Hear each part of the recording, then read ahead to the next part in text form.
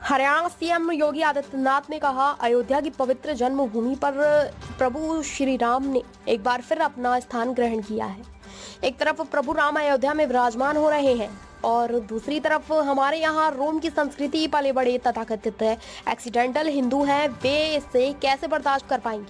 आज प्रभु राम फिर से विराजमान हो गए अपने पवित्र जन्मभूमि अयोध्या धाम में।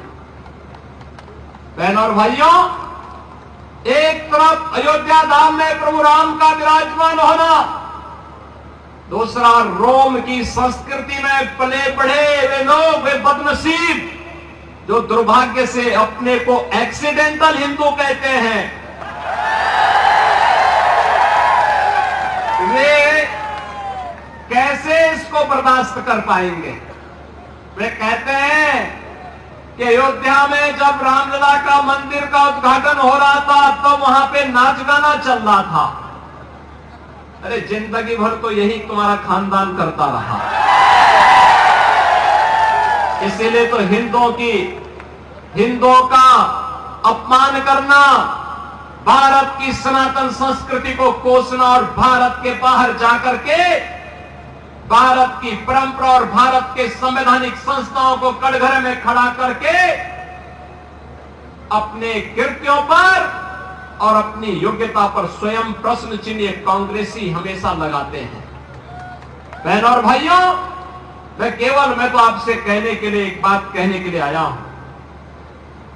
आखिर अयोध्या में 500 वर्षों की इतनी लंबी लड़ाई लड़ने की आवश्यकता क्यों पड़ी? 1526 में जब अयोध्या में रामलला के पवित्र जन्मभूमि पर भगवान रामलला का मंदिर तोड़ करके एक गुलामी का ढांचा खड़ा कर दिया गया था, बहनों और भाइयों, इसकी नौबत ही नहीं आनी चाहिए थी। हम मानते हैं मुगलों ने आक्रमण किया, वे नहीं चाहते थे हिंदू धर्म और संस्कृति का नामो निशान रहे। अंग्रेज नहीं चाहते थे, अंग्रेज भी देश के अंदर लड़ाने भिड़ाने का काम करते थे, वे भी आपकी धर्म और संस्कृति पर गौरव की अनुभूति नहीं कर सकते थे।